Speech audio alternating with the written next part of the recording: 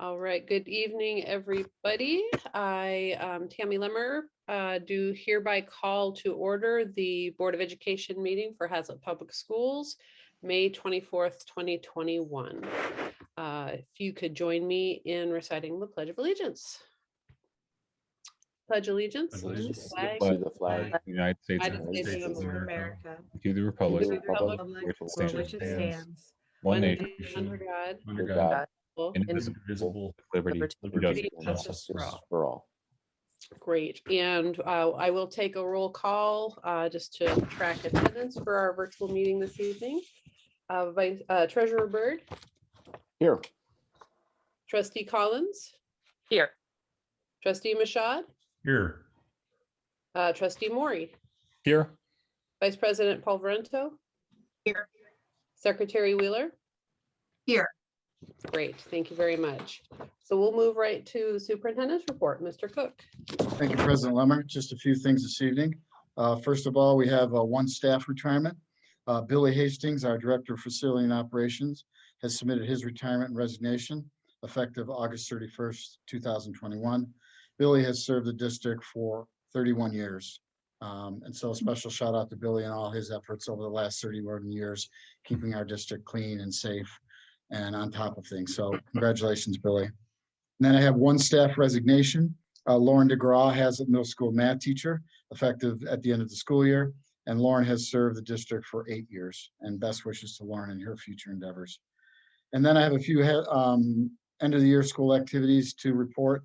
At Hazlet High School, we have senior recognition this Thursday at 10 a.m. in the Jamie Jent Stadium. Our last day for seniors is this Friday, the 28th. Graduation practice for seniors is Thursday, June 3rd, 12 noon to 1 p.m. at the stadium. And then graduation is Sunday, June 6th, 1 p.m. at the Jamie Jent Stadium. And in case of inclement weather, we have a rain date for Monday, June 7th at 7 p.m. And then I just wanted to also recognize our vaccination clinic that's coming up on Friday, May 28th. It's kind of a two-for. It's the second shot for our individuals that got their first shot back on May 7th. And we also did open it up to 12 to 15-year-olds who would like to receive their first shot since they are now qualified. So we will have a follow-up to that shot probably sometime later in the summer so that they can get their second shot too.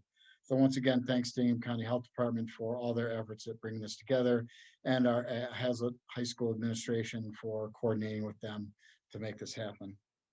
Responsive return to school plan, I really don't have too much to update at this point. We're in our last few days here. I think there's 2 Mondays left. That's what I've been told, including today. So not much to report there. I just wanted to give a shout out to the administrative staff at the high school, our staff at the high school, and parents who helped pull off 2 really fabulous events the last 2 weekends. Prom a week ago Friday, and then we had senior day on senior party day last Saturday. So thanks to all the efforts of all the individuals that helped pull that off. It was really nice to be able to highlight our stadium and have both of those activities outside. So thanks to all those who were participants and helped put that together. So, and that concludes my report. Excellent, thank you. Any questions or follow-up for Mr. Cook? Okay, so next we have our discussion items. The first item is our district equity plan update, and I am very excited to introduce Dr. Terry Flanaugh. You've heard, the community has heard his name discussed often. We as board members have had the pleasure of interacting with him. And so he's here this evening to give us an update on how things are going, the information on the survey, I hope, and I look forward to the opportunity to hear from you, sir. Thank you, Tammy. Thank you to Steve and the rest of the board for the opportunity to share some information about our equity plan. I'm a little worried. I'm noticing that on my end, it says core connection. So I'm hoping that someone will jump in and tell me if I'm not being clear or if information isn't getting across.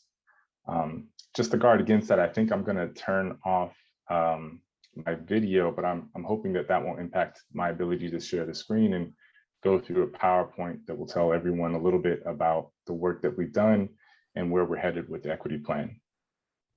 Just to make sure, Tammy, were you able to catch all that? Yep, sounds good. Thank you. Okay. Perfect. Just 1 second to share my screen.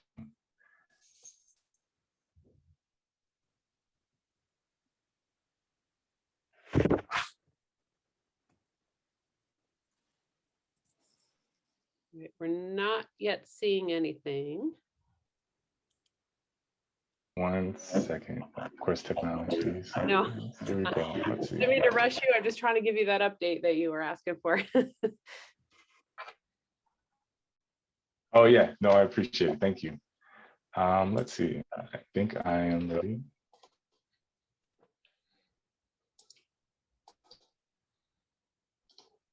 Okay. Tammy, I'm hoping folks can see the slide here. It's in process. It looks like it's here. You started sharing your screen, but I don't actually see anything. There we go. There we go. We're going to do our best here. Again, I appreciate the opportunity to share an update.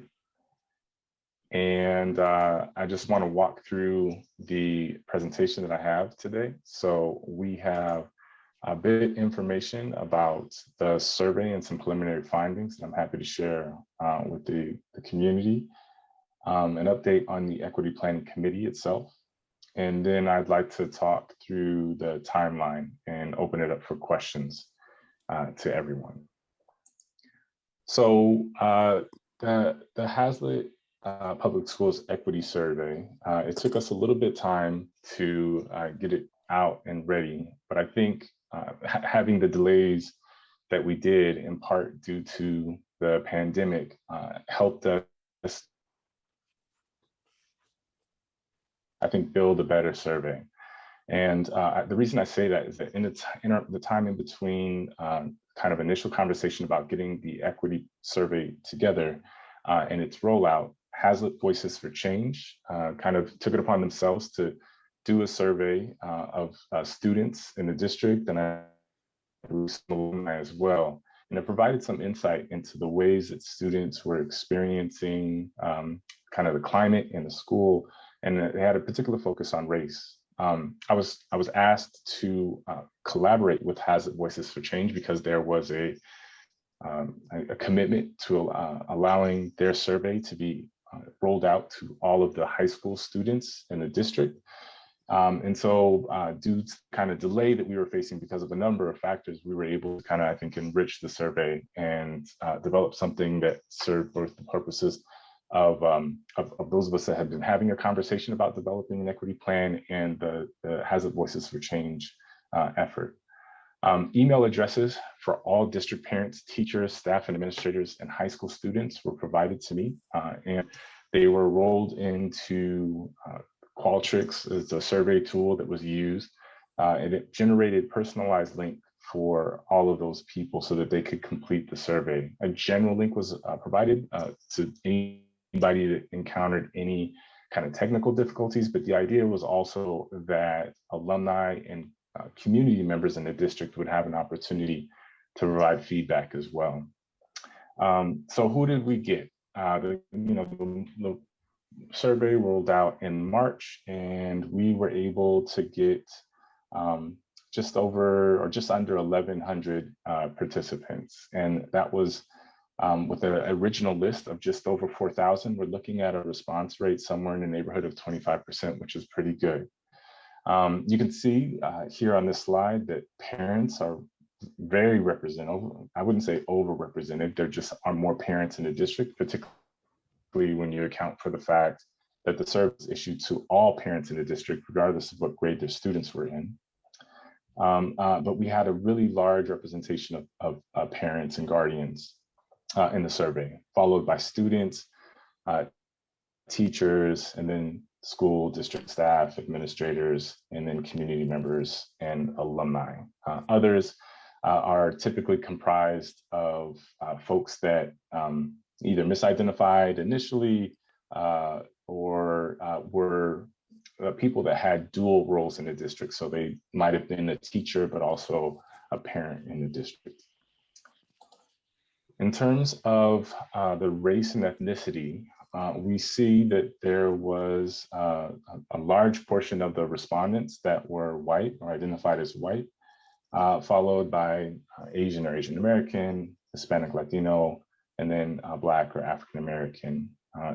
This, I think, we can see that there's a really large representation of white folks that completed the survey, but when you look at publicly available data, this kind of matches what it is that we kind of see in the district. So in this regard, these kinds of figures aren't all that different than what it is that you're going to see in the demographics in the district. So in that regard, I think that was encouraging. Although for the purposes of a survey of this nature, I think there's a real picture that we're who might not be as well represented. So that way there's opportunities for growth moving forward, thinking about how it is that we reach out to particular communities, be that based on their race, ethnicity, their gender identification, their sexuality, or their constituency group, like identifying alumni to reach out to. I think there's some opportunities here for us to grow these numbers. But what we have here is, I think, a fairly representative, at least in terms of race and ethnicity, fairly representative of the district. Folks' gender identification, and you can see that those that identified as female or women were overrepresented in the population of folks that completed the survey. I think that when you account for the fact that, when you look at the teaching labor force, when you look at the teachers in the district, and you might also account for the idea that parent and guardian points of contacts may be disproportionately represented by women, then you might be able to kind of understand why it is that we see this kind of number. But I want to make sure that we're just kind of being transparent about the group and what the participants look like. So I want to. Can I ask yes. a quick question about the race and ethnicity question where you had other? I'm just wondering how other would be defined for that question. Yeah, so this was all folks were had the opportunity to self-identify, and there was, at least on my part, an effort to make sure that some of the ways that we collected this information match what it is that you see on national surveys and things like that. So the other category were for people who did not see themselves fitting into any of these particular categories. No one was forced to select one. In fact, people could have selected more than one race or ethnic group to identify with. And so, when we see the 35 people that are there, when you read some of the responses, some of us might logically place them into other groups, but it is, I think, has more to do with how people self-identify. And so that's where you're seeing the kind of other category. Mm-hmm. And I appreciate the questions, folks. Jump in. I said, folks, board members, please jump in at any moment if there's things that you want to delve into a little bit deeper. As I mentioned before, the opportunity that we had working with Hazard Voices for Change created an opportunity for us to ask questions that were specific to racism and issues around racial bias, particularly and really solely for the high school students. The way that the survey was constructed, community members were not given the opportunity to respond to the Hazard Voices for Change items. Teachers weren't, and so this was really an effort to understand students' experiences. You can see that folks had, in terms of respondents, total respondents to this part of the survey, they were just shy of 200 individuals, and again, these were high school students mostly. And you can see that there are pretty even distribution in terms of people talking about whether or not they have witnessed any instances of racial inequity or racial bias within Hazard Public Schools. When you get down to have you personally experienced racial inequity or racial bias in Hazard Public Schools, then we see a smaller number of students reporting this. This might have something to do with the demographics of those that responded to the survey and really the demographics of the district.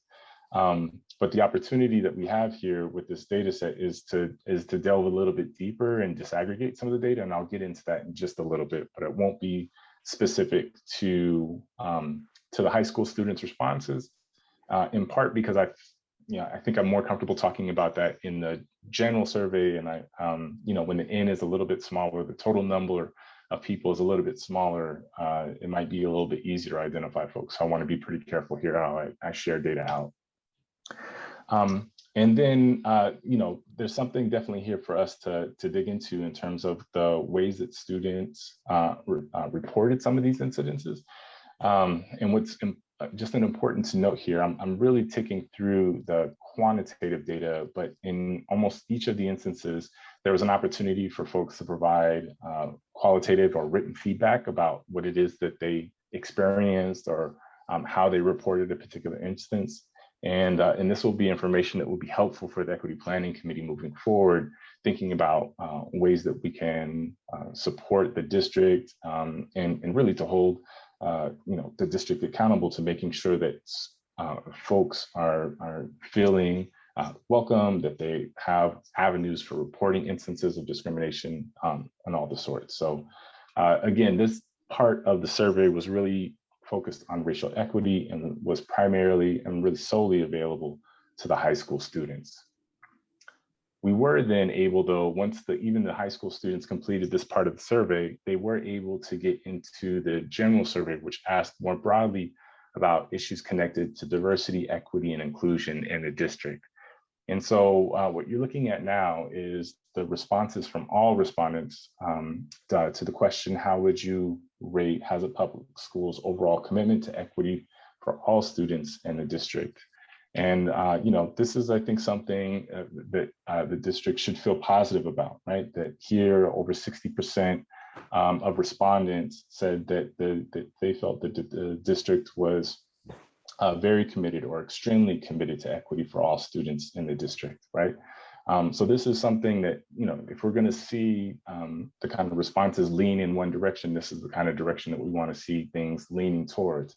That being said, we have to acknowledge that there are, 40% of other folks who responded who said that they were either neutral or did not see that the district or did not feel that the district was committed. And so certainly opportunity for us to learn more about people's experiences, but also to be thinking about what it is that can be done to enrich people's experiences, but also to make people feel like the district is really committed to these issues.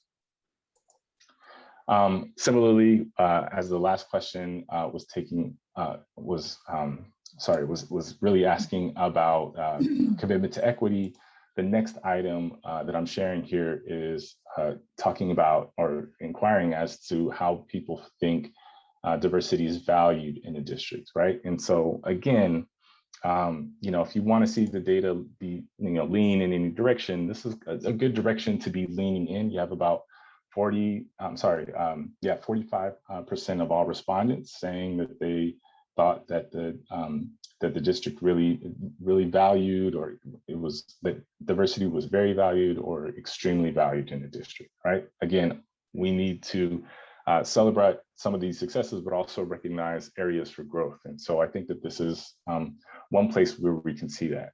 As I was talking about earlier with the board members, I wanted to highlight the opportunity that exists to really delve into this data and looking at subgroups, different populations, and to think about and take up how it is that they're experiencing the district. So even with these two previous items that I just covered here, what I wanted to just kind of showcase is what the responses look like if you disaggregated the data and looked at, just for example here, African-American respondents to the survey.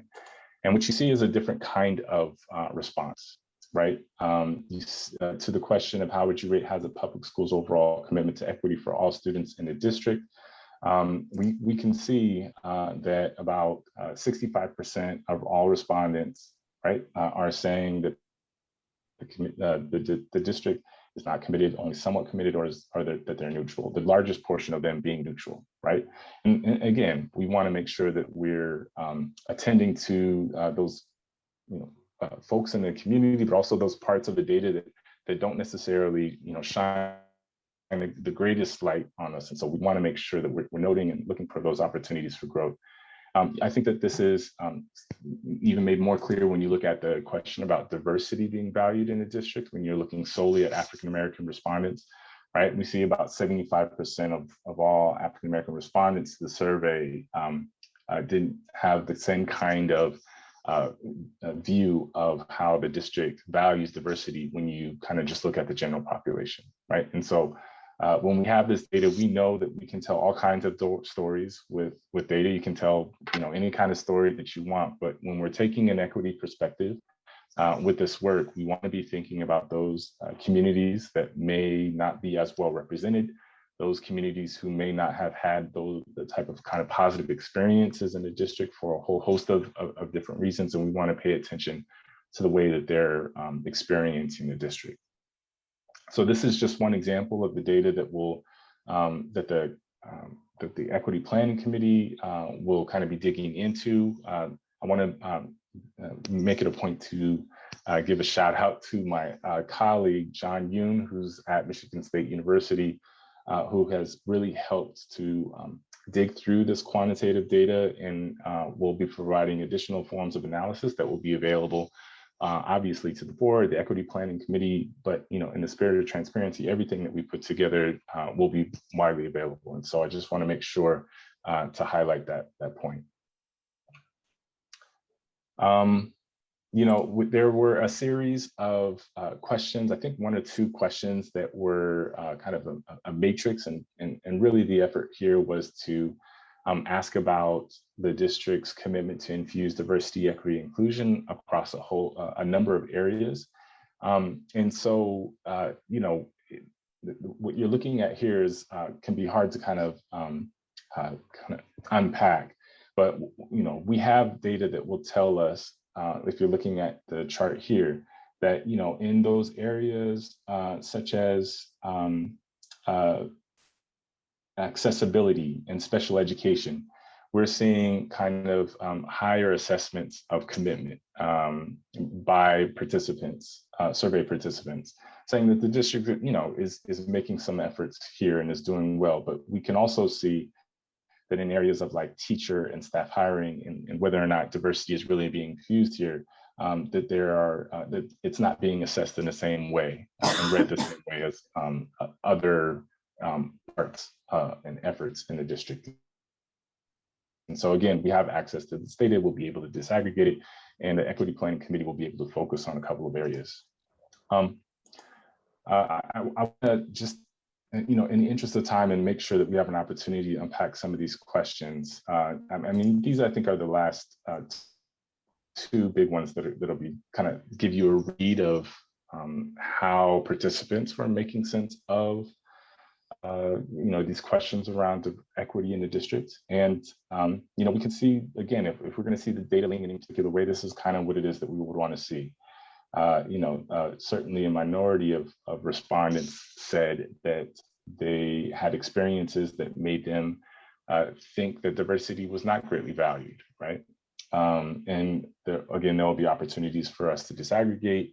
There are prompts in there for people to talk more about those kinds of experiences. And so all of that will be available with more time. Dr. Fana, sorry, yes. A question on that one. Yeah. So I just want to clarify, so their experience with a teacher, staff member, or student Yes. is all kind of lumped in here, right? Yes. Did we separate out a difference between a teacher that made them think that versus another student who made them think that?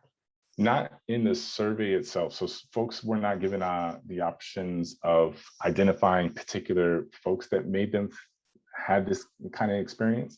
But everyone that indicated that they had an experience like this was invited to share what that experience was. And so when you look at the open-ended responses, people will tell you whether or not it was an experience with a student, experience with teachers, experiences with other people. I can tell you, again, I want to be mindful of the fact that, we have to be careful with people, what people are sharing, and making sure that people aren't being identified. But in my read of the responses so far to this question, I'm seeing a lot of instances of students hearing racist language, and not necessarily from teachers, but from their peers as the source of some of their responses to this item.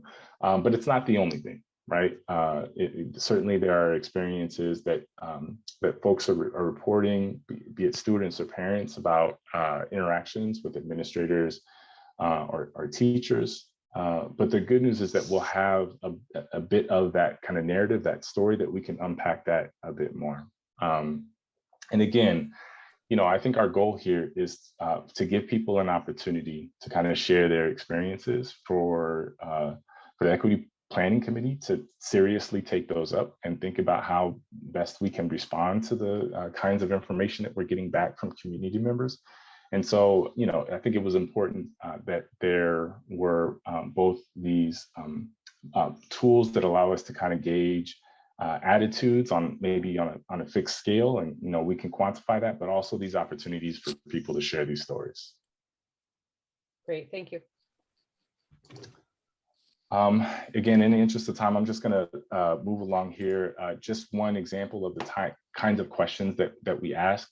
So, everybody was asked how comfortable they were talking about various aspects of diversity, equity, inclusion. And so we can see here how people responded. We'll be able to disaggregate that based on their role. And so we can get a sense of how comfortable students are talking about race or not talking about race. Excuse me. But the thing that I wanted to highlight here is the text in red. This was an example of the kind of follow-up questions that were that were built into the survey so that people could tell us more about what it is that contributed to their response, right? And so the last thing that I'll touch on is that we had a really positive response in terms of people wanting to participate on the Equity Planning Committee. And so, we had over 150 volunteers, just 139 provided statements about, their motivations for participating on the Equity Planning Committee. Nominations were also solicited from building principals. And the point here was to try to identify maybe folks who maybe didn't feel as comfortable participating in a survey, but principals knew that they had something to say about the district. And so, there was that effort there, but also really to identify community members that might be willing to participate in the Equity Planning Committee.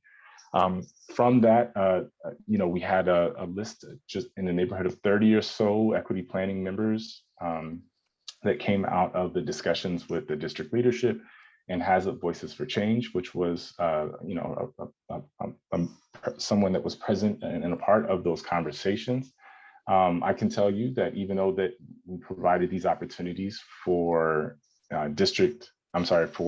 building principals to provide nominations, I would say, 95% of the people that are on the Equity Planning Committee were people that self-nominated. And so we have, I think, here a great pool of people from the community, a lot of parents, teachers, students, with some representation as well from administration as well as the school board. And we're eager to start our meetings this week. And so we'll have we'll be getting into the work and have a lot more to share with the board, but also certainly the Hazlet community on the other end of summer, once we've had an opportunity to look at the data, to look at some policies, to look at some exemplar equity plans from districts across the country, and to think about what's appropriate, what's the work that needs to be done right here in Hazlet. And again, I think I may have alluded to this, but I want to be explicit here, the timeline. So we're going to make use of the summer to work together as an equity planning committee to come up with a draft of an equity plan for the district. That draft is meant to be shared in public forums that will take place once we all kind of get back together hopefully in person, but to get back together and to be in these public forums so that there can be some real opportunities for people to provide feedback on an equity plan and for people to be thinking about what the plan looks like in their particular roles in the district. And then finally, after getting to listen and getting that feedback from the community, a final plan will be presented to district leadership and the board. Folks should expect that plan to be both aspirational, but also concrete with some clear deliverables. And so that is really what we're talking about for this work. I'm sorry, I may have took a little bit longer than I anticipated, but I am happy to answer any questions that people have about the preliminary findings and the Equity Planning Committee and its work. Thank you so much. I don't think we can ever take too much time on this topic, so I appreciate you sharing the information. One question I'll have, just because I'll take advantage of having the floor. Other than the forums that will happen eventually or later this fall, how will community members be able to engage with committee members? Are we publicly sharing names? Is there going to be like a group email address that people can utilize? Can you speak to that, please? Yeah, this is a great question. One of the things that I did upon notifying equity planning members that they had been nominated to be on a committee, and also just as a side note, everyone accepted the opportunity to join the Equity Planning Committee. Or almost everyone. There's one person, but that's okay. So we have a very positive response there. I also asked them if they were comfortable sharing their name with a publication to come from the district. And there are a few people that I'm still waiting to hear back from. I hope to get this clarified in a meeting this week. But every single person said, I am happy to have my name shared. And a few even acknowledged the possible consequences of being identified as someone who is really being, working to advance issues around equity in the district.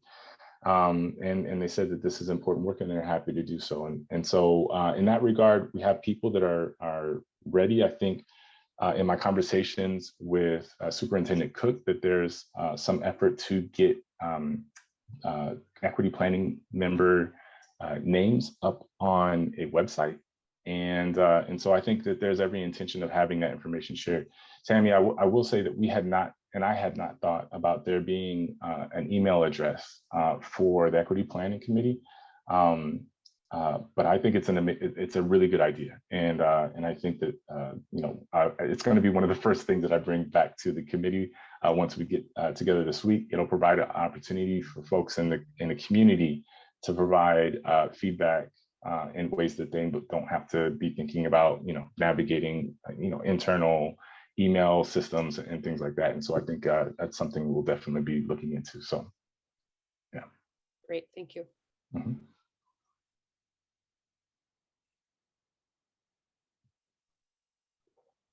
Greg, go ahead. Greg. Hi, thank you. And Dr. Flannel, thank you so much for your work. It's very critical, and I appreciate your time. Just a few questions, if you would. In your experience, I noticed when we were going through the survey results, we started by a little under 1,100 participants, but we noticed that on every question, not everybody would respond to every question. In your experience, why do you have any insight as to why someone would answer a certain question and not another? I recall one that had 870 respondents instead of the full 1,100. So I was just curious in terms of your experience, why people might not answer every question. Yeah, so this is a really great question and an important question, Greg. So one thing that is fairly normal in doing these kinds of surveys is some level of attrition, right? So some people are going to start and not everyone is going to finish. Certainly we can all imagine the kinds of scenarios that interrupt people from doing the survey. And one of the things that I think may be important to highlight here is that over the course of the survey rollout, I received maybe 4 or 5 emails from people who encountered some technical difficulty. So they clicked on their personalized link, they started the survey, there's some kind of interruption, they wanted to get back to their survey and they clicked on a link and they couldn't get back to where they were. And so for those individuals, they were provided a general link so that we could at least still get their information, right? And so, you know, that I only received 5 emails makes me feel, you know, I'm thinking positively about this, like, you know, so hopefully that wasn't a large number of people, but I'm open to the idea that there may have been some people that started and for whatever reasons they couldn't get back, and, you know, that, you know, so some level of attrition I think is reasonable. One other thing that I think we should factor into this is, you know, I think people might be just kind of tired of some of these electronic engagement, especially in the year where we've done so much virtually. You know, people might be seeing more emails, and, you know, people might have just kind of been a little tapped out in terms of being engaged in this way. The other thing that I think is, you know, important to think about as a possibility is that the topic itself might kind of engender certain levels of discomfort.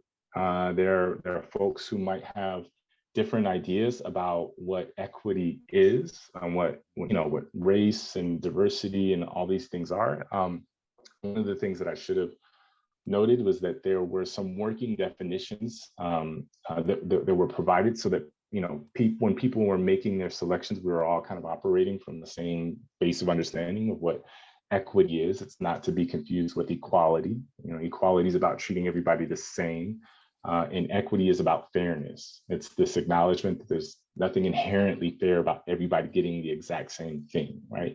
And so some people may have needed to start the survey to see that, and then to feel a certain kind of way and decide maybe, you know, I'm not going to participate in this kind of thing, right? So that's another reason why we might have seen some kind of fall off as the survey continued. But I think another, the last point that I'll highlight here is that, you know, nobody was forced to, other than the very first question, which is ask them to identify their roles. No one was forced to answer any questions that they didn't want to, right? And so, you know, there are, you know, good things that come with that and bad things that come with that, right? We weren't able to kind of lock people in until the end of the survey, and maybe we'd have seen better rates of completion. But again, I think with this kind of topic, part of what we, you know, we just want to make sure that we're listening, we're giving people the opportunity to respond. And, you know, based on the kinds of questions that we were asking, I don't know that it was as useful to kind of construct a survey that kind of forced people to move their way along the entire process. And so I hope that gives you some insight as to why it is that we might see that number kind of drop off towards the end. That's very helpful. Thank you.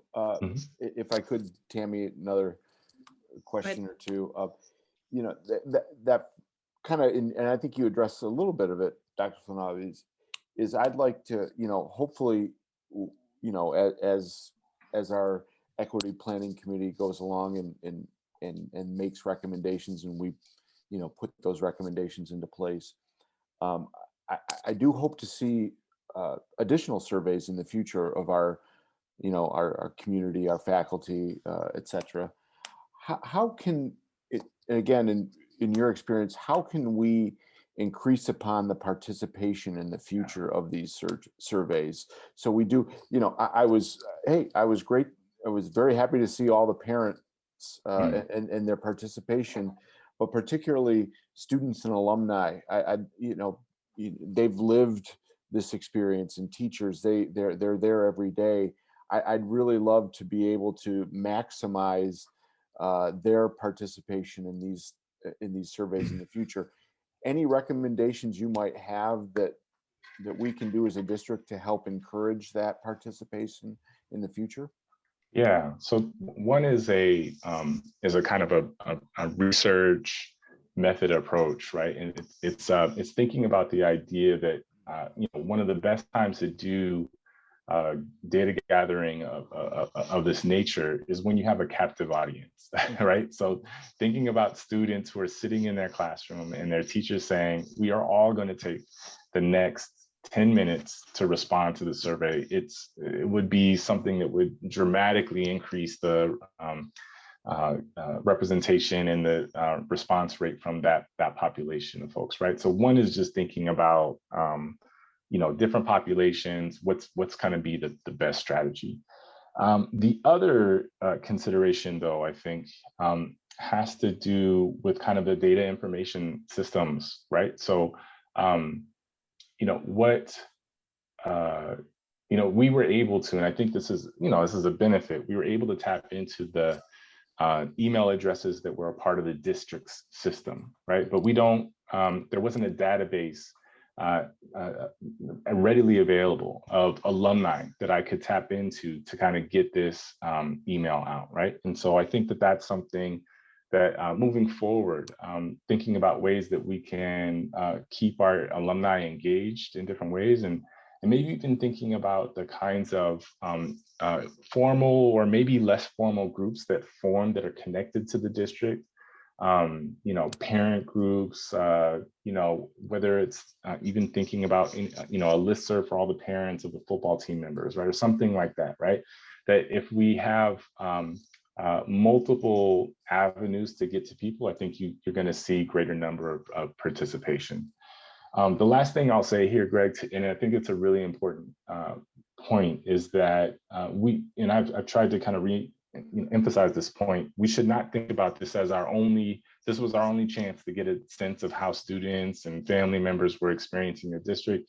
I think moving forward, as we're developing an equity plan for the district, I think one important idea that we'll have to carry through is the idea that we have to be well positioned to be constantly understanding where we stand on these issues, right? We have to have a plan for collecting data that ask these types of questions for a number of reasons. One, we're better able to kind of understand our progress.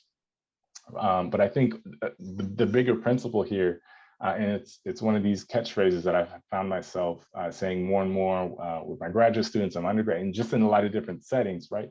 We know that if it's not measured, it doesn't matter, right? If we're not really measuring this, then it doesn't really matter. We could talk about how much we care about this thing and how much we aspire to do more in this area, but if we aren't really measuring it, then all what we're doing is really paying lip service to it. And so I think moving forward, to your point, Greg, we will have to build in these data management and data information systems so that we can constantly and regularly collect information from our students about where they're going, from parents in different spaces, from community members, so that we can get a real gauge about the progress we're making or not, or as it relates to diversity, equity, inclusion. Thank you. And one more, if I could, I'm sorry, I'm interested in this, so my apologies. And it's just more of a comment than a question. I'm excited to follow the Equity Planning Committee as it moves along, and I was excited to see the number of participants that wanted to be involved. To me, that's encouraging. Again, you're the expert, Dr. Flanaugh, but and again, I don't want to. I just think two issues that again, I don't want to give the committee a direction or topics to talk about, but I know two things that come to my mind that I would like to know more about personally as a board member is, how can we in our hiring practices as a district attract more candidates, and what improvements could be made to our curriculum that might help in this space too. So those are two things that I just wrote down and things I've been thinking about. And again, it's just a comment. You don't have to answer anything, Dr. Flanaugh, but again, I really thank you for your work, and I'll be quiet now and let some other board members talk. Greg, just a really quick response. Some of the best models that I've seen from districts across the country have been really explicit in saying something about the curriculum in a district and the hiring practices in a district. And it would be difficult for me to imagine the Equity Planning Committee looking at some of these things, or even looking at the data that we have and not saying, you know what, this is an area that we should spend some energy in making sure that we come up with some goals here. Great, thank you. Great. All right, did Greg get all of our questions answered, or do we? I'm guessing there are a few more people who would like to participate here. Tammy, can I? Go ahead. And this is mostly comment. I really appreciated that you talked about the committee looking at our current policies and some of our programs, what we currently do, and look at those opportunities for improvement. I'm just looking forward to getting feedback on the policies, because sometimes it feels like we all review the policies as a board, but I don't feel that a lot of individuals in the community necessarily look at any of those unless they have a very specific question, often related to their students. So, I'm wondering, just as you talk about a policy review, are there usually ones that you try to look at that are specific to diversity issues, or do you just kind of invite people to raise any that they've had issues with? Or, House of Voices for Change were great, and they actually recommended a couple of policy changes to us a year ago. So I guess I'm just wondering what that part of that process might look like, if you've even thought it through. Yeah, so it's a great question. Part of what I have wanted to do is to make sure that the Equity Planning Committee isn't just in namesake, a group of people that were brought together and are there really just to kind of validate the kinds of ideas I have about policy and curriculum and things like that. The real goal here is that the process will be both organic and generative, and I think for us, part of what it is that we'll have to do as we're thinking about, and when I say us, I'm talking about the Equity Planning Committee, as we're thinking about how to move forward, is to have a good sense of where we are and where we've been. And so beyond looking at the survey data, the other kinds of artifacts that will be brought to bear are these kind of explicit policies, right? And so we'll have to take a look at them as they interface with some of these areas that get identified as areas of improvement, or areas for growth, or areas for additional kinds of efforts as they relate to diversity, equity, inclusion. So Molly, I'm sorry if this was a kind of a long-winded roundabout way of answering your question, but I am also being mindful of not trying to impose too much, but I would find it hard to believe that we wouldn't be engaged in this process without also looking at what were some of the kinds of explicit policies that were in place in the district.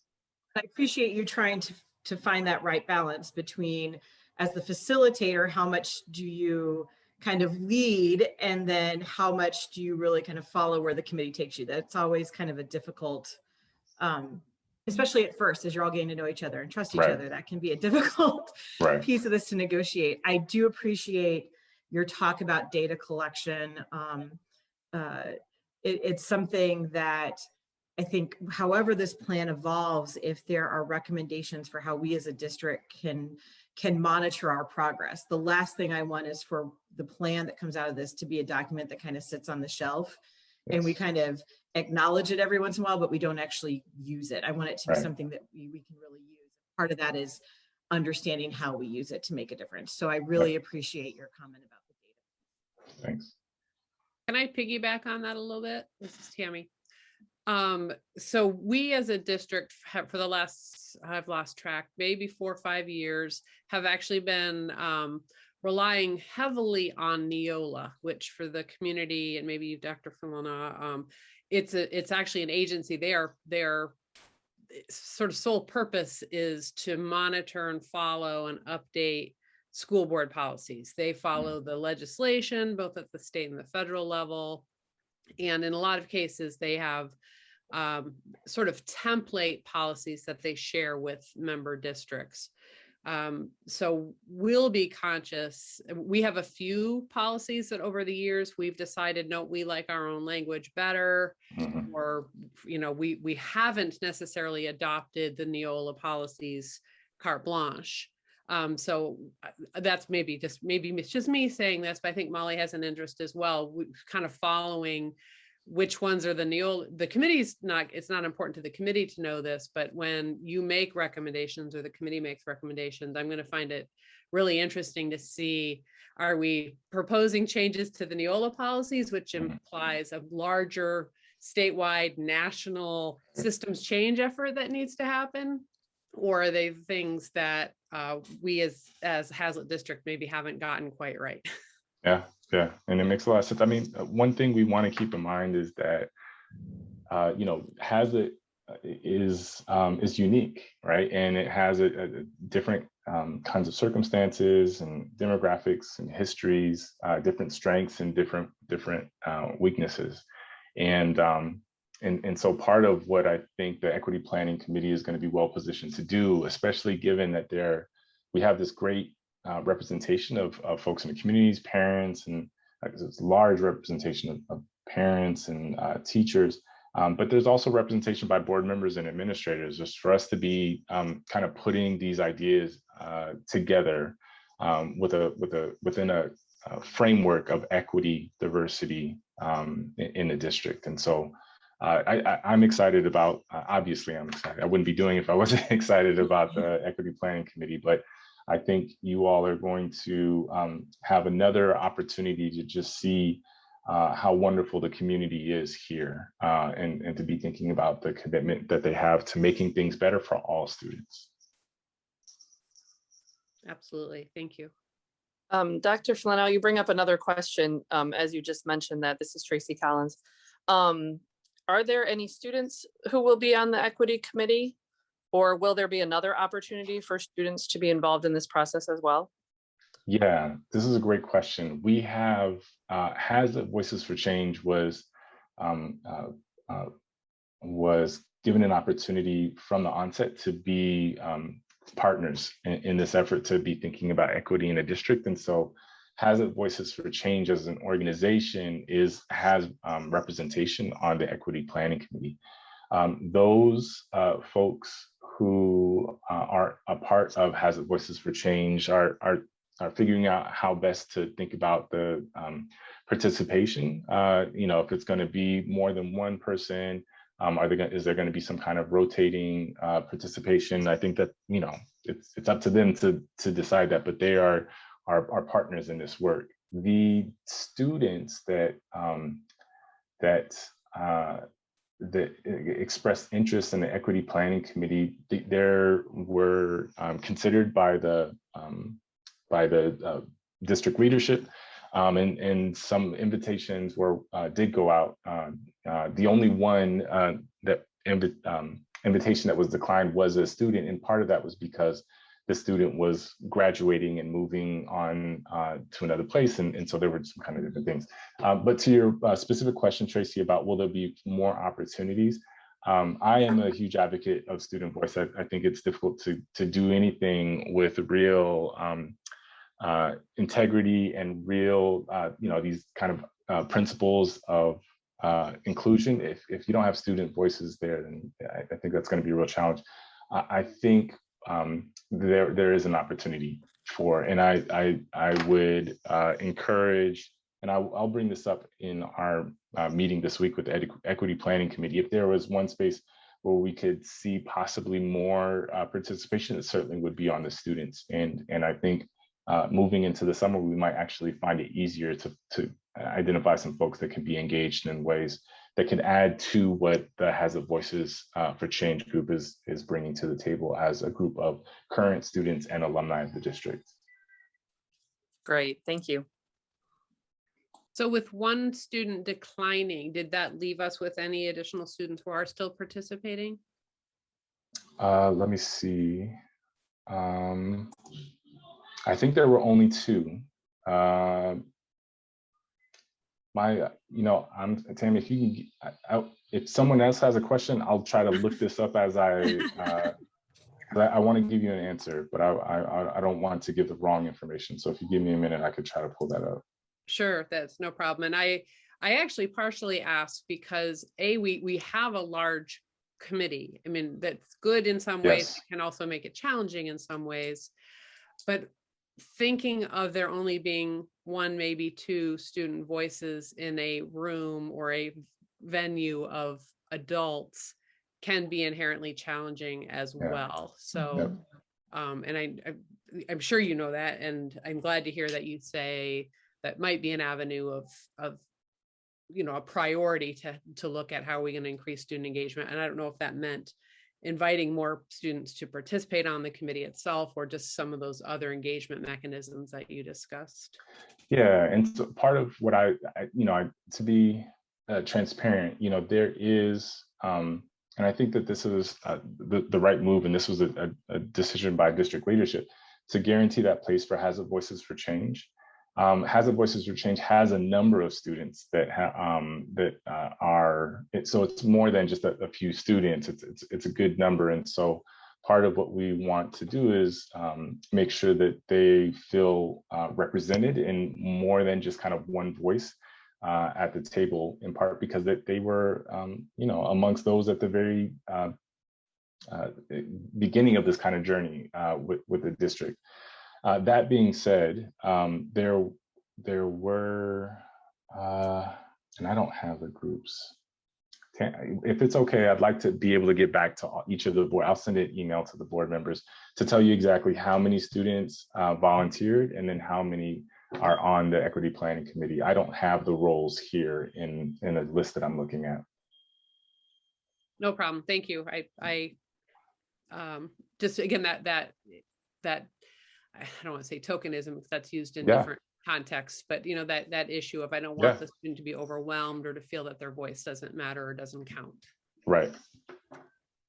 And that I guess Hazard Voices for Change I often think of as alumni, but it sounds like they may have some active students. And they do, yeah. So that's great. Thank you.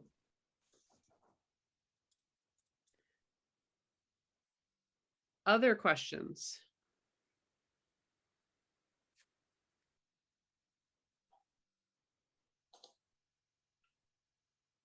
Ooh. I guess. Sorry Tammy, about that. I had to mute for a second because we had a little kitchen emergency and the fire alarms went off, but we're good now. I didn't know if you all heard that before I muted quickly. Oh, glad you're okay. You didn't have to evacuate. No, everything's good. But my only question is, and Dr. Flanow, you've heard me ask this question before, but how are we determining age/grade level recommendations for student involvement? I'm going to see if I can get my video to work. It's been weird to be just behind a screen. So yes, Ken, it's a really important question. Typically for this kind of work, it's been difficult to identify, and this is based on my experience doing this work in different districts, and my experience working with students and student groups in the scholarship that I engage in. But it's been hard to identify students in the middle school age that kind of are equipped with the language and frameworks to unpack the kinds of things that are going on. Identifying folks that have that have been exposed to frameworks that help them understand systems and structures, right? It's actually often the case that you find those students only when they've had the opportunity to go to college and take some of these classes, right? And so that being said, though, and based on the work that I've done so far in the district, I saw a video that the BSU did at the high school. You all have an amazing group of students who are thinking really hard about these issues around diversity, equity in the district. And so I would not be opposed to providing spaces for any of the students that are in the, I guess they would be in the 10th, 10th, 11th, and 12th grade for participation on the equity planning committee. I think, it certainly is a case-by-case basis. And certainly we would want to work with students that were comfortable engaging in these and wanted to be talking about this with folks. But yeah, to try to answer your question really intentionally, Cammie, I would be thinking about 10th, 11th, and 12th grade students. Okay, very good. Case by case makes sense, but there can often be a vast difference between freshman individuals and senior individuals. So absolutely, I was just curious about how that breakdown works. Mm-hmm. But that makes sense. Thank you. Mm-hmm.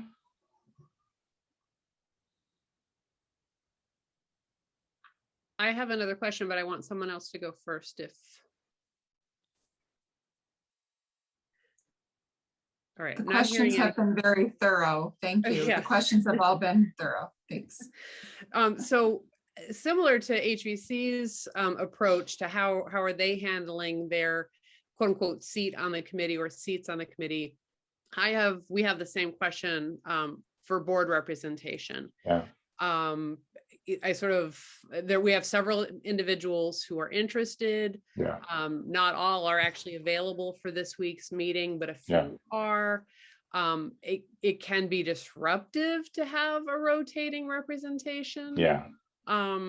Because not everybody's always on the same page. So I guess feedback from you, it sounds like you might be in agreement that it would be best for us to identify a primary person. And I don't know if that was person or persons. I felt like there was sort of a board seat. So to speak. I would say person or persons is a good way to think about it. Part of what we want to be mindful of is the power dynamics that exist in any kind of space when you're bringing in people from like an enclosed system that are, that occupy different spaces, right? And we wanted to be really mindful not to give an outsized or oversized amount of space for people that are already in these kinds of positions of kind of decision makers and to be thinking about other kinds of stakeholders who may not have had the kind of voice and opportunity to contribute. And so that's why we see such the large number of parents, especially, but also teachers as well. And so we were thinking about, certainly we're thinking about the goodwill and believing in everybody's really invested in this, but we wanted to make sure that the people that felt the most comfortable to speak up were folks that are not already on the board and not already administrators in the district. And so that was one reason why we saw, and I made the recommendation that there were more of a limited representative kind of representation of board members and administrators. So my thinking was to just leave it to folks to figure out who and to stay out of that process. But I think I'm more committed to the idea that we need to make sure that it's, one is good, two, it might be pushing it, but certainly no more than that in terms of their that kind of board engagement on this committee. Right. So to my board member colleagues, again, I was thrilled that there's so many of you interested. I was partially wondering if Cammie or Greg B might be willing to serve as our representative, because each of you have participated in some of the, if not all of the Housing Voices for Change meetings that we've been having over the last several months and dating back to before Greg came on, Cammie was involved. So I don't know if one or both of you are interested in that role and if the other board members would support that. Greg Michaud, go ahead. Yeah, just refresh our memories in the last conversation we had with Dr. Flanow. I think we're going to be breaking down into subcommittees as well. Mm-hmm. And I think at that point we talked about having board representation on those subcommittees too. So I support having a point person for the board but I'd also like to open it up to the availability for board members to be part of these subcommittees as well. Yeah, and again, I think that it's a reason why I was thinking about more than one, but I would and maybe even when we get to these subcommittees, given and Greg, to your point, it might make sense actually that there's board representation on more than one of these subcommittees, and it's difficult to say without us knowing exactly what those subcommittees are in this moment.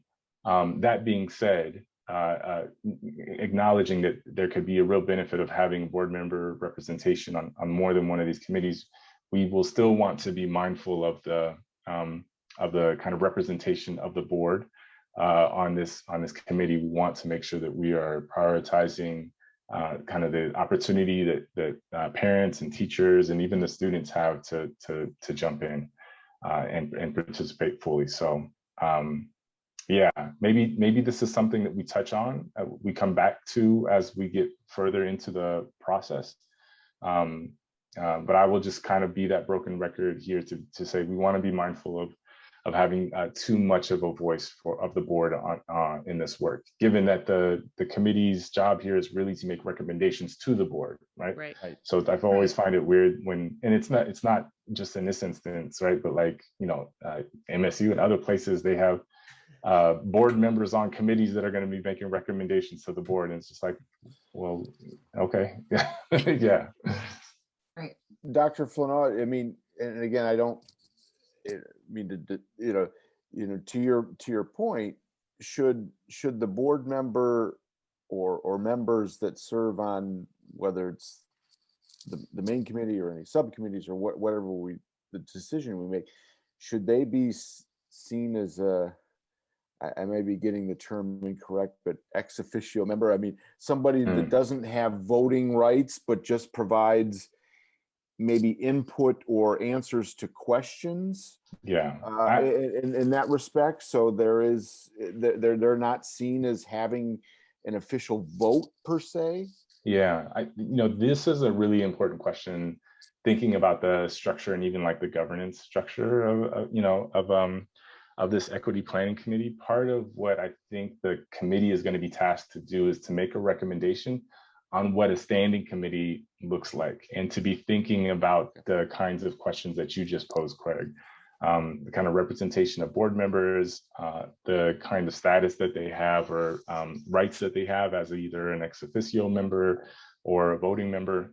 So again, I'm weary of getting too far ahead of the process, right? But my sense is that the committee would like to think about what this work looks like moving forward, and what a body of people who are committed to this work, what it looks like, how it's structured, what are the kinds of policies or rules that govern how it works. Understood. Thank you. Yep. I like that concept though, Greg, because I think I was even maybe using the term in my head, a liaison, someone who's connected, listening, taking notes, processing, keeping the board up to speed, kind of above and beyond what the committee will officially do with whatever it decides. Yeah, that's the same vision. That's the same vision I had as well. And I look at it as reporting back for ultimate accountability to the school board. And two, if there are questions members of the committee may have in terms of how certain things operate in the school district currently, a board member could easily, whether they could provide that answer right then and there, or they could get that answer for the committee very quickly. So also as a resource, so to speak, a direct resource to that committee. Right. So especially since there's a lot of confusion and misunderstanding about the role of a school board and what our role and responsibility really is. Well, there was also, an example last year when we were working with Hazlitt Voices for Change on some of their policy recommendations. They were recommending changing a word which actually means something specific in Michigan codified law. So we couldn't really change that word, but we worked with them on other wording around it so that it still achieved what they wanted to, but we were still able to remain compliant. So I think it's nice to have somebody who understands that sometimes we don't even control the wording in our own policies, because we're also governed by state and federal authorities as well. So going back to our question of representation, whatever that role is of the individual, are people comfortable if we look to Cami and or Greg initially? Again, just because they've both indicated an interest now and in the past, and it will allow some continuity again with the ongoing relationship with Hazlet Voices.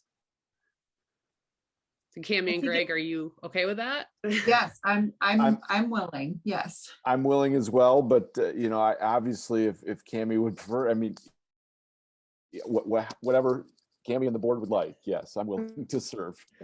The only comment I would have on that is both Cami and Greg both serve on finance and facilities, and it might be interesting to have one from finance and facilities and someone from policy and personnel, so that when we're in committee meetings, we could also discuss it.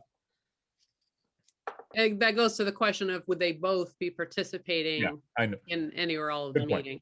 I think I was thinking no. Okay. That we would only have one person at a meeting, but that they're kind of be back up to each other.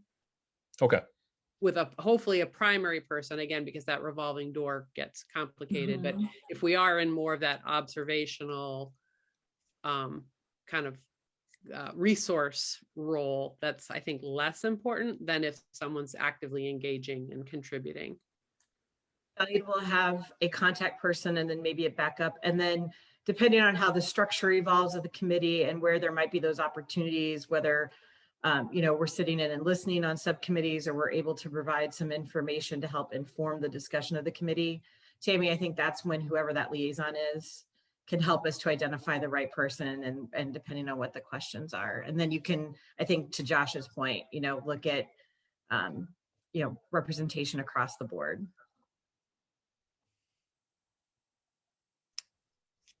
All right, well, that sounds good. I don't know if we have to make an official motion to appoint, or we're just sort of in consensus that this is how we're approaching our involvement. Do we need one? You're wanting one for the first meeting here, Tammy, I'm assuming? Is that why we're pushing the issue right now rather than taking it into subcommittees and discussing it further? Correct. The first meeting is this week, and both Cami and Greg have indicated availability and interest. So I just was going based on that and the history that they've both participated.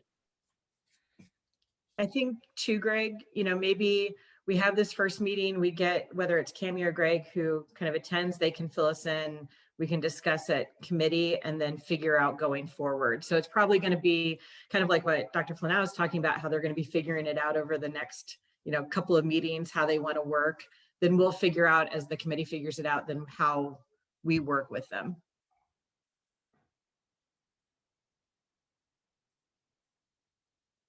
All right, sounds good. Sounds like we have a plan. Tracy, sorry, did you have something to add?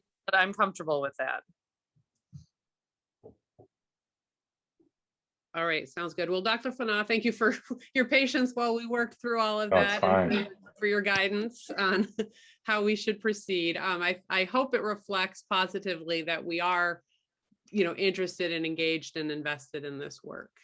Yeah, no, it does. And I will also apologize. I think I tend to be a little long-winded in my responses, and so this might contribute to why it is we're here in this moment. So, but I'm happy to answer any questions that folks have.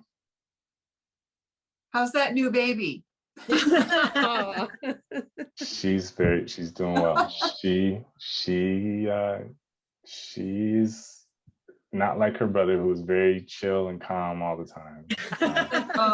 And she can scream, but she's got these eyes and a smile that, you know, just make it melt. Exactly. Yeah. Mm-hmm. Good, healthy Thinking lawn. about you. Thank you. I appreciate it. Thank you for asking. Mm-hmm. Great. All right. I thank you, Dr. Flanow, so much. Thank you, board members, for asking great questions. Feels like we're ready to move on. Dr. Flanow, you're of course welcome to stay on, but clearly you have other needs to attend to. So we understand if you want to hop off. Thank you. Thank you so much Thank you so much. Take care, everyone. Have a good evening. Thank you. All right. Okay. Vice President Paul Varento, take a deep breath, get your glass of water. We have some policy updates. Yes, we have several quite a few policy updates to recommend to the board. This is the first reading of those recommendations. We will have a second reading at our next meeting, and then would have a vote 2 meetings from now. And as Tammy said, these are primarily recommendations driven from Neola, which keeps track of case law and changes to federal and state enacted law, as well as administrative guidelines. So much of what we're going to talk about here tonight is really bringing our policies in compliance with changes at those levels. Particularly true about one portion of these, which have to do with our finances and accounting. And thank you to our finance director, to Rick Jensen, who made sure that there was nothing in those policies that concerned him, that they are all consistent with the new guidelines that he has to abide by. So the first batch is just kind of general updates. And the first one is policy 2260.01, section 504, and ADA prohibition against discrimination based on disability. There are some language recommendations from Neola that will allow us to maintain compliance with both section 504 and the ADA. And they're particularly related to recent Office of Civil Rights investigations and review of compliance issues. So it's just wording that they have found in other districts' policies that cause some problems. And so Neola's making recommendations to update the language to make sure that we don't have any concerns. Policy 2266, non-discrimination on basis of sex in education programs or activities. Again, this is a revision to language that brings our definitions in line with other definitions that are, or definitions used by state and national sources, including the National Incident-Based Reporting System.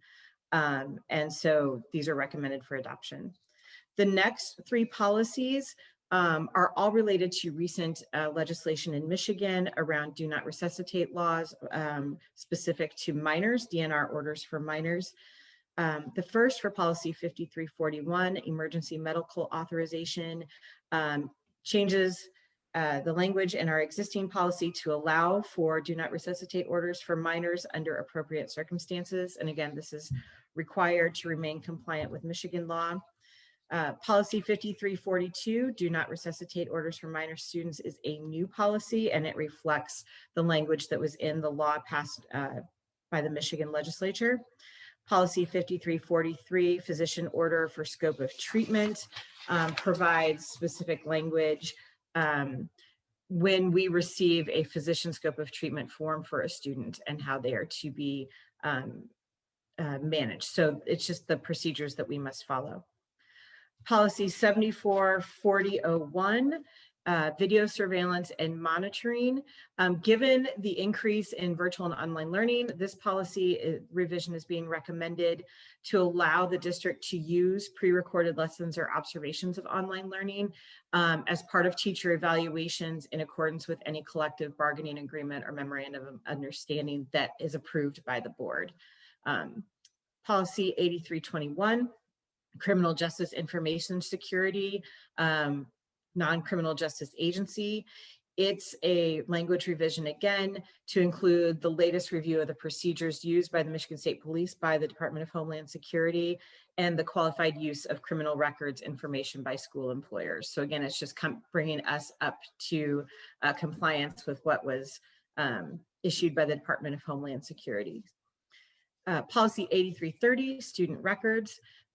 This language is updated to comply with the obligation to not disclose the address of a student who provides the district with a notice that they have received documentation from the Attorney General that their address is to remain confidential.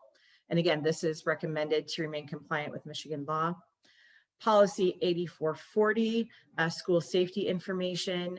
This, the changes recommended here are to reflect changes required by amendments to the Sex Offender Registration Act, which, so again, to remain compliant with changes in Michigan law.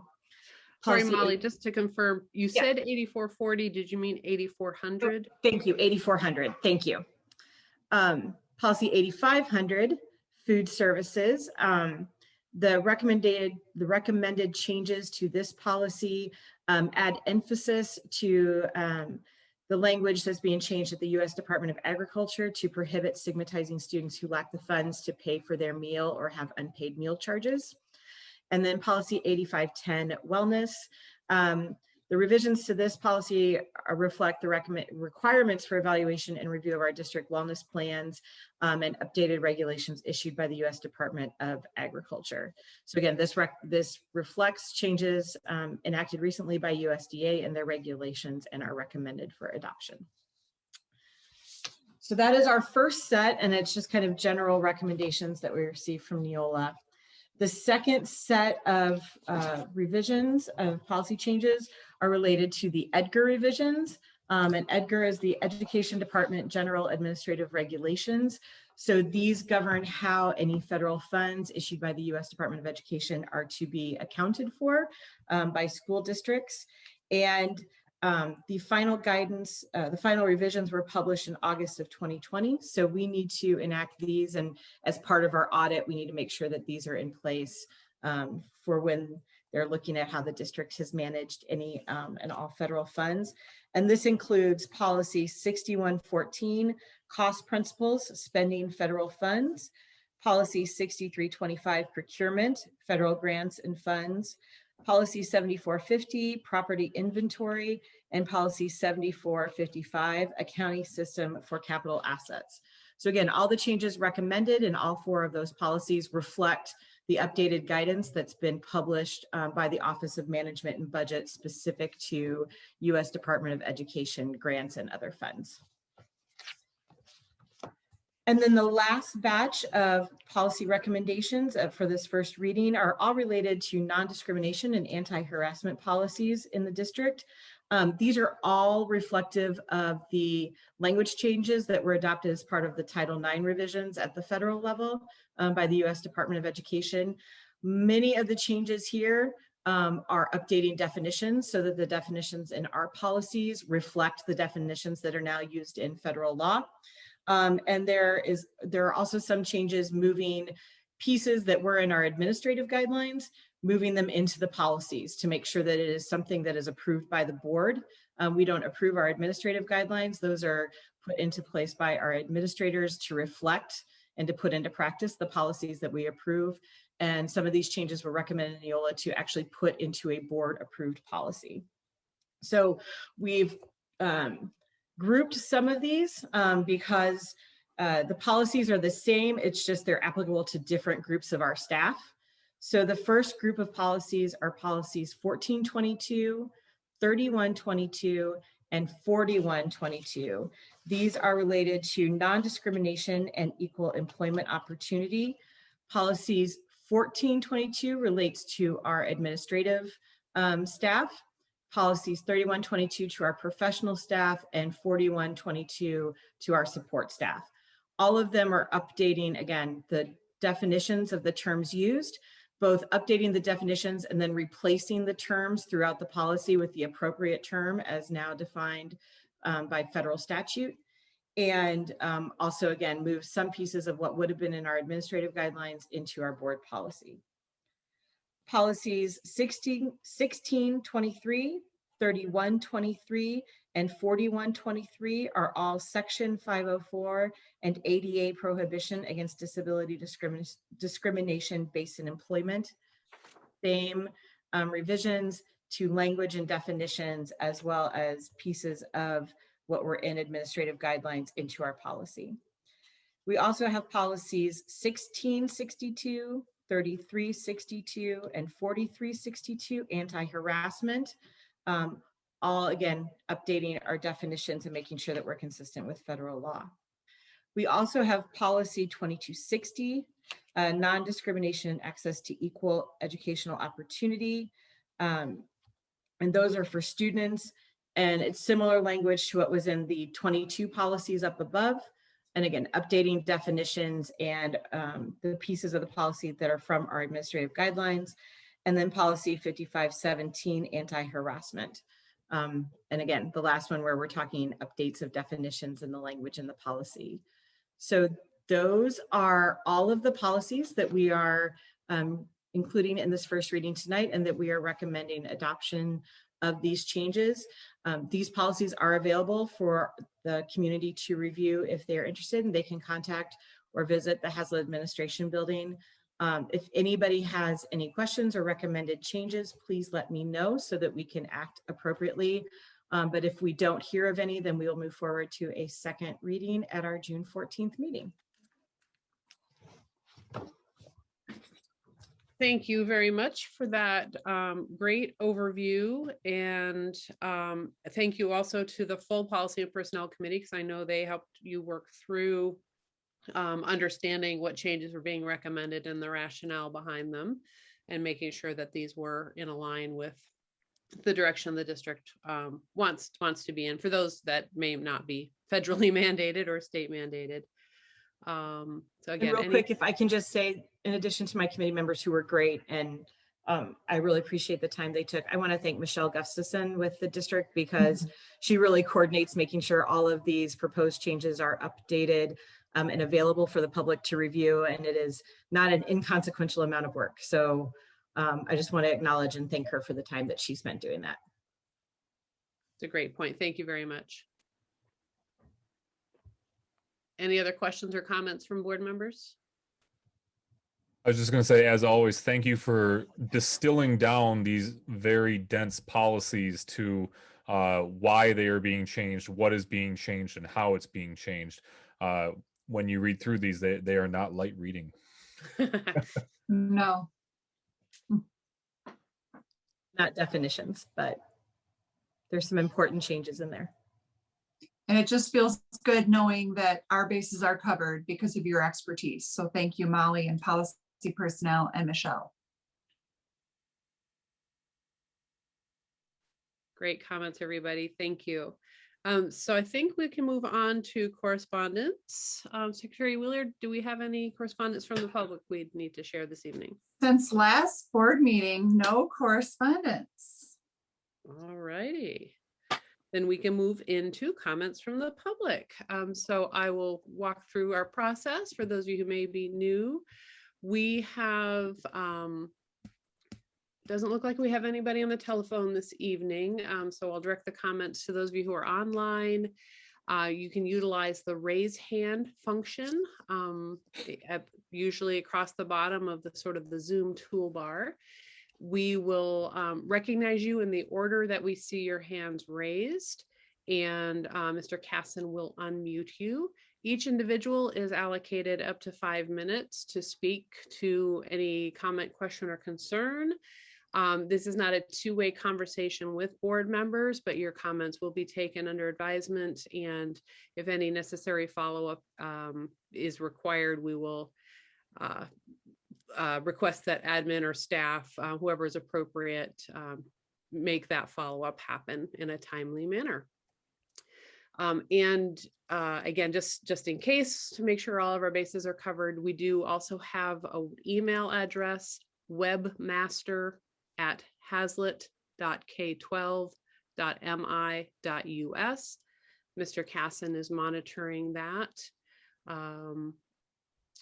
Well, I'll try to give people enough time to to type all of that in. Even the email address is long, but I don't currently see any hands raised, but I do want to give appropriate amount of time to get people to click their raise hand button and or to get that email to us. But I am not seeing any hands. Any indication, Mr. Casson, that anyone is trying to send an email? Maybe just wait, I'm typing kind of an email. No, nothing yet. No emails received. Okay. All right. Well, I appreciate that. Thank you for checking, Mr. Casson. Looks like we're all set to move on to our board reports then. So thank you, everybody.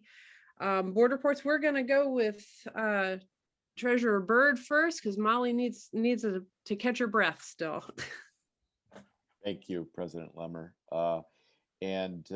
Yes, the Finance and Facilities Committee met on May 18th and discussed a number of items.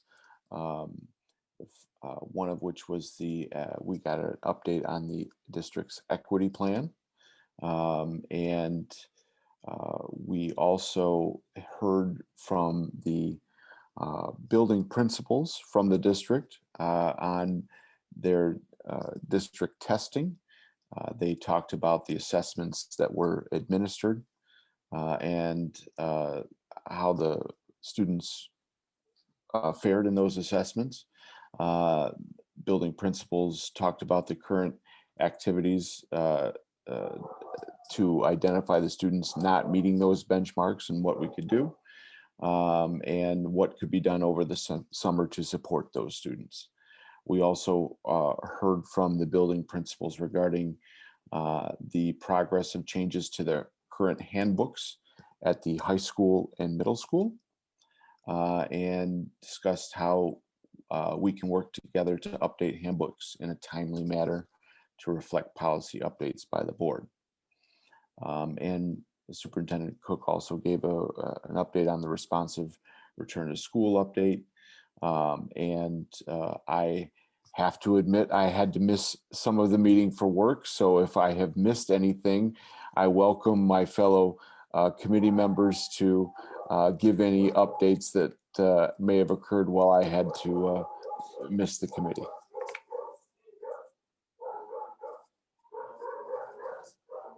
I'm seeing some shaking of heads, so it sounds like you covered it pretty well. Are there any questions or comments about that report? Right, not seeing or hearing any, we will go to Policy and Personnel Committee update.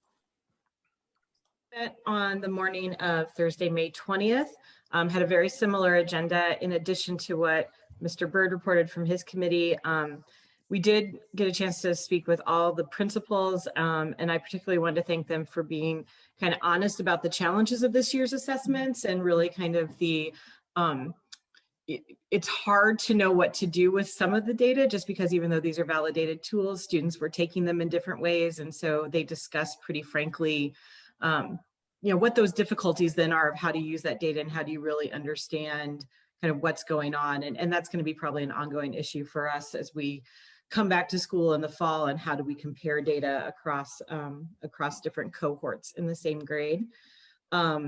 We also talked about the handbook updates and how there are really committees at each of the schools, the middle school and the high school involved, and the training that they've actually gone to help to improve the handbooks and make those updates.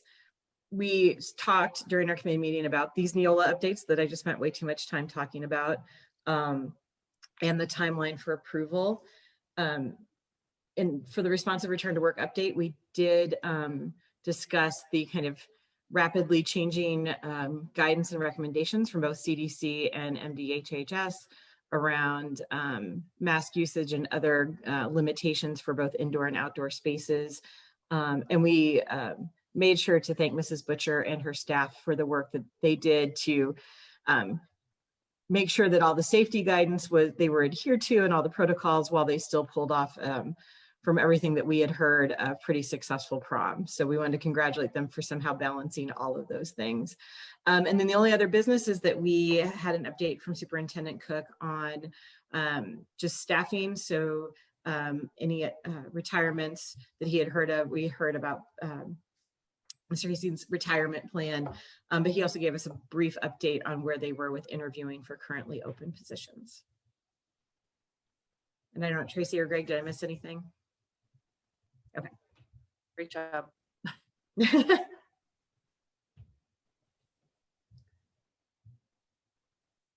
Full committee meetings. Thank you, everybody. Any questions or comments? All right, well, we will move on. Item number 3 has its voice for change. Don't know if there's much more to add because again, the work that we're doing with them intersects with the development of the diversity committee, which very excited to see that officially launching and with a great realistic timeline, I believe as well. I should have mentioned that when Dr. Flannel was on, but very excited to have that timeline in place as well. Is there anything else to add, Mr. Cook? No, just that we met with the group on May 13th. We did have a good meeting with them, and they shared some of the comments that they received at their forum earlier in the month. So they also shared a list of some questions that they wanted me to answer. And we also did talk about the idea that given it that was summer session, that we would probably not be meeting until back in the fall, but if we needed to meet for any reason, we would do that. So they're going to be a part of the equity planning committee, as we talked about before. We probably won't be having a formal meeting with them until after the summer or into the fall. That's Excellent. Thank you. That is helpful, since I was not able to participate in that meeting this time.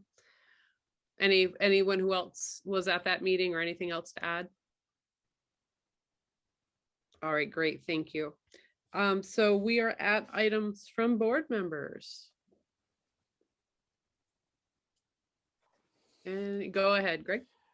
Just a quick note to congratulate the Hazlitt varsity women's soccer team. They won the CAAC Gold Cup last week on penalty kicks. So not only was it an exciting win to win on penalty kicks, but they beat DeWitt and prevented them from winning their 5th straight CAC Gold Cup, I think. Yep. So beating a DeWitt team by penalty kick. So congratulations to the soccer team there for a great job. Always like to see us beating DeWitt in something. Especially when their coach had that front page highlight article the day of the game. I don't know if anyone noticed that coincidence. Yeah, I may just be sore because my son's team tied DeWitt in soccer earlier, so maybe I'm biased there. I don't know. Other comments? Yeah, I just want to say, building off of the work that Mrs. Butcher and the staff did for prom, and I know there was the successful senior party. I just want to thank the effort that's being made across all of our schools to try to celebrate the end of this really crazy year for all of our students and give them something like to look forward to, and doing what they can to incorporate our students who are still learning from home. There's just so much creativity, and every time I hear something new that somebody's doing, it's like, oh, I think that's a great idea, and it's different than previous years, and I just really appreciate the effort that's being put in across the board. I have much younger kids, so I don't have high schoolers yet, but I had kind of forgotten prom was happening exactly that night, and I stepped out onto the deck, and I could hear the music, and it put a smile on my face knowing that it was still going on, and they were having hopefully a good time. Excellent. I can say firsthand, a good time was had at the senior party on Saturday night. The kids were very impressed, and it sounds like there was a lot of parent involvement, which is amazing. I was out of town with our youngest for a dance competition, but Jack came home with a bundle of goodies, and the prizes were amazing. And a thank you to everybody who's donated through the years for their respective classes. It's an amazing investment, because these kids, it's a very special time, especially for these seniors who really deserve a good end of the school year. So thank you to everybody. It is a great point, because it does take a lot of effort from the parents, and to have prizes for the students, and to just have it be really one of their last gatherings as a class. And so glad that they're able to gather. Yes, my phone was blowing up with photos, and it was just great. They had a great time. Excellent. Did I see someone else's hand? Well, I was going to pipe in there, but Molly said it well, and Cami has said it as well, and so it was very moving for a father of a senior daughter there to, after a year of sweat, shirts and pajamas, to see her all gowned up. It was very emotional and moving, and so thank you to Principal Butcher and the rest of her team and all the parents who made that happen for prom, and then obviously senior night as well, or senior day. So. Now we just have to get through that diploma handoff, Greg. Yeah, exactly. And I've got to say goodbye to my foreign exchange student. Oh, Also was able to go to Tracy. prom and enjoy all of these. Oh, that's right. But she is leaving in 2 weeks, so we will be very sad for her. But I'm glad she's gotten to at least enjoy some typical American senior activities. It's been very awesome, and it was really well done. That's great. Well, thanks for having her here.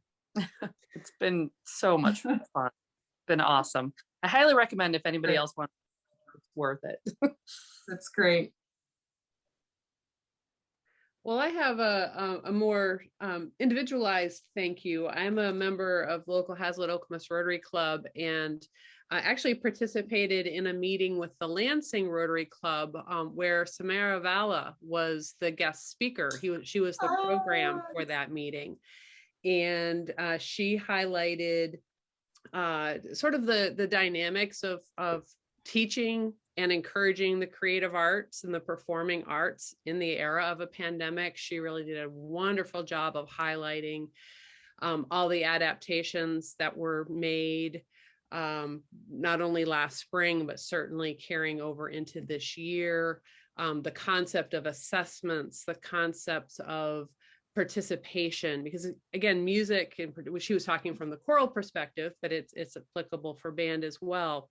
The grading isn't necessarily based solely on performance. We don't all have, potential opera singers or potential, professional musicians through our programs, but it's about effort. It's about heart. It's about more than just what is the perfect sound. And so she was really talking about the dynamics of being able to support, encourage, cultivate, nurture our students. So I just wanted to thank her and all of our creative arts program staff and parent support, et cetera. And she also showed a little clip of the long delayed musical, which was done. The students were able to be on stage, but it was videotaped. She made a point of commenting on how they did also incorporate students who were not in-person learning. They built in or sort of edited some of the actual character to be more of a remote, video style participation. So again, that they were really able to fully incorporate all the students who wanted to be involved in that. So that was a long-winded explanation, but it was a great moment of pride for me as a former choir parent as well, just to hear her and to have her spotlighting our students and our program.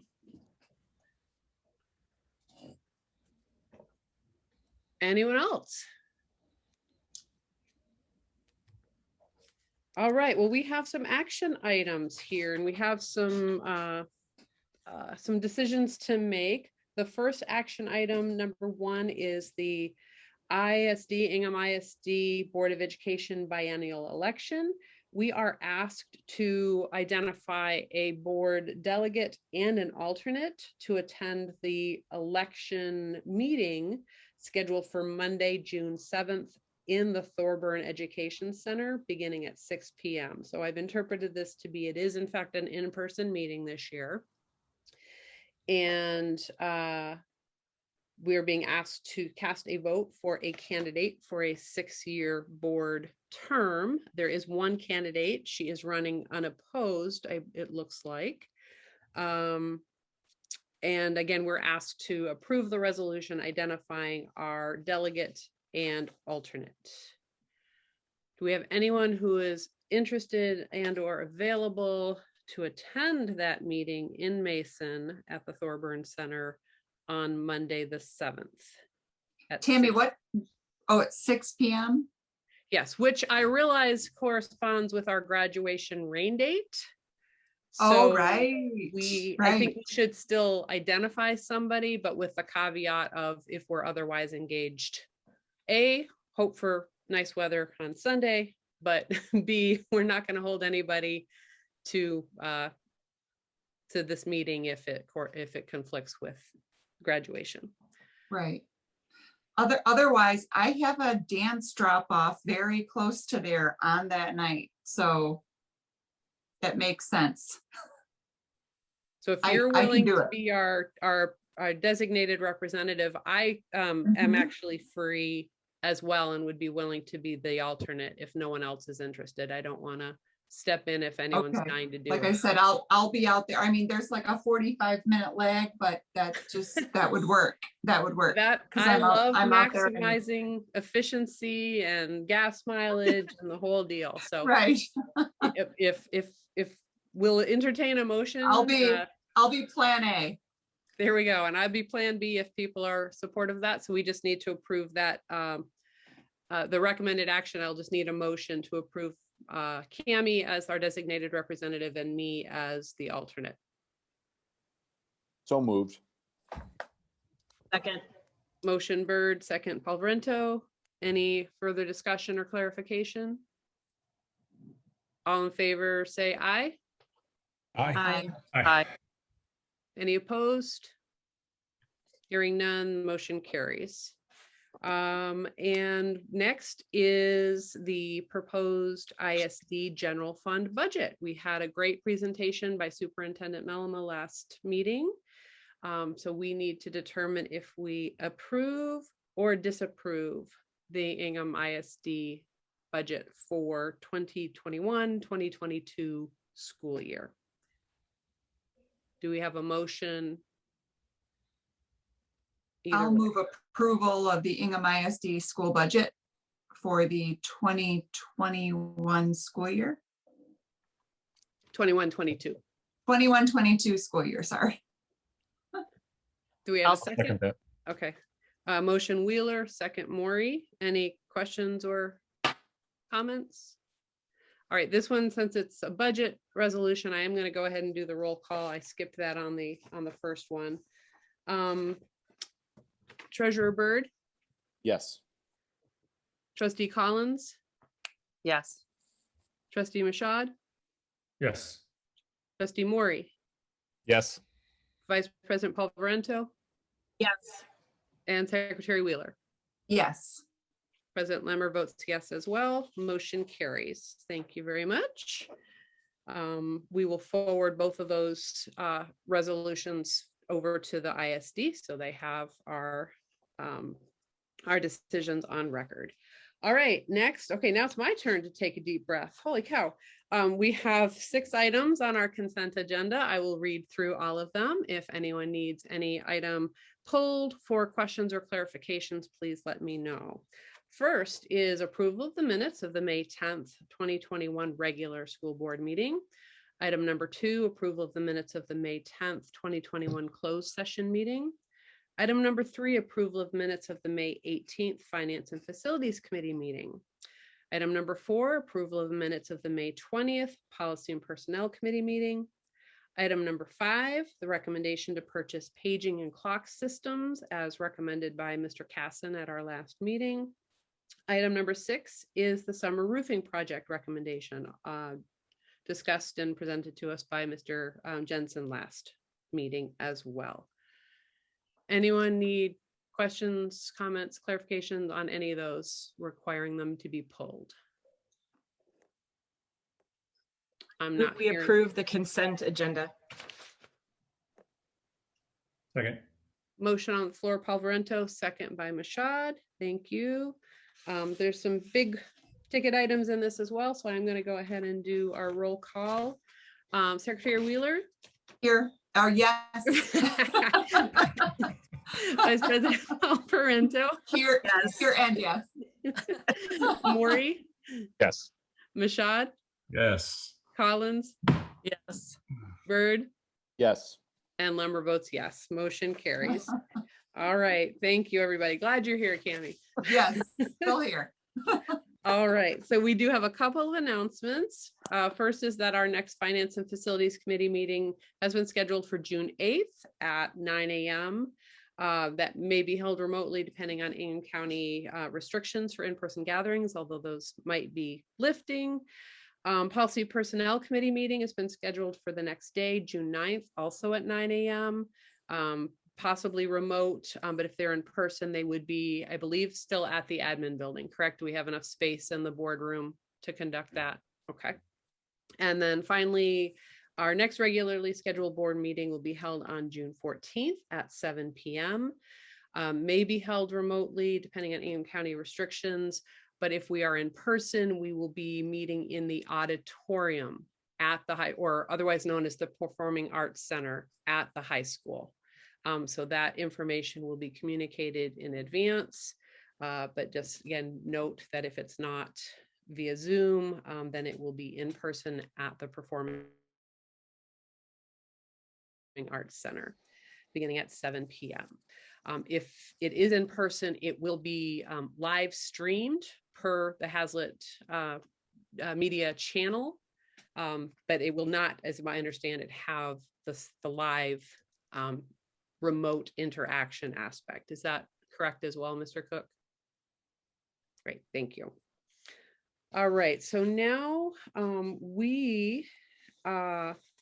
it's been requested of us by Superintendent Cook to go into closed session for the purpose of discussing pending litigation pursuant to the Open Meetings Act, MCL 15.268H. So I do need a motion, and then I will take a roll call vote to approve that closed session. I'll move that we go into closed session. Motion by Collins. Do I have a second? Second, Paul Varento. All right, go through my roll call again here. Byrd, Yes. Collins, Yes. Mashad, Yes. Maury, Yes. Paul Varento, Yes.